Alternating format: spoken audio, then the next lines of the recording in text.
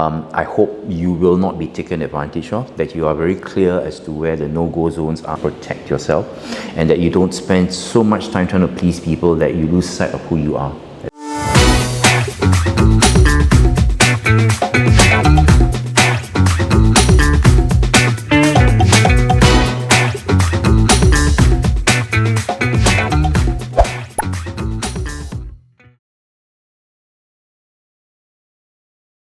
Alastair, so do you believe in quality connections over quantity connections? I do believe that we must be able to and willing to engage at a deeper level. Connections can be both deep as well as superficial. Quality, quantity, it depends on what you're looking for, and depends on what you want.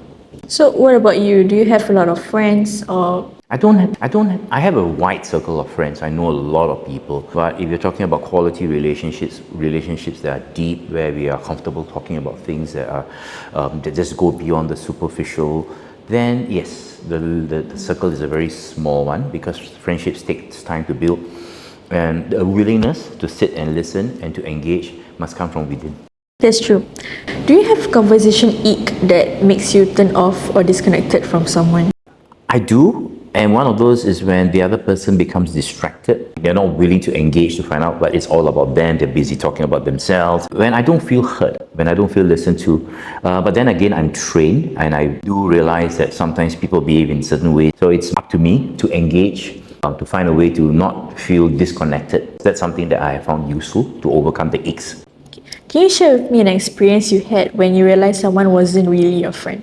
Over the years, I've realized that people connect with you for different reasons.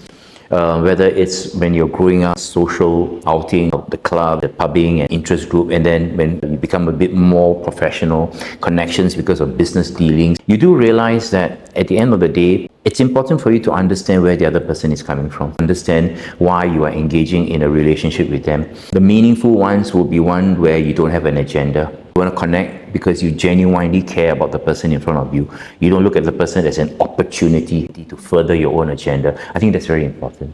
So if you could give one advice to the younger generation of people out there facing the same problem as you last time, what would it be? I would say learn to appreciate yourself, not to be afraid of solitude, being independent.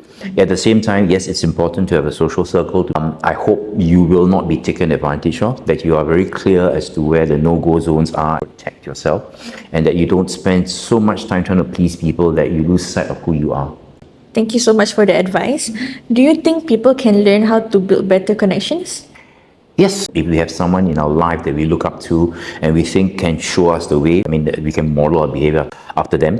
But more often than not, I've learned that these are skills that they don't necessarily teach you in school, or you may not have access to someone like that. So that's where at Blended Concept, we believe that helping others build deep connections so that they can enhance their personal and professional life is very important.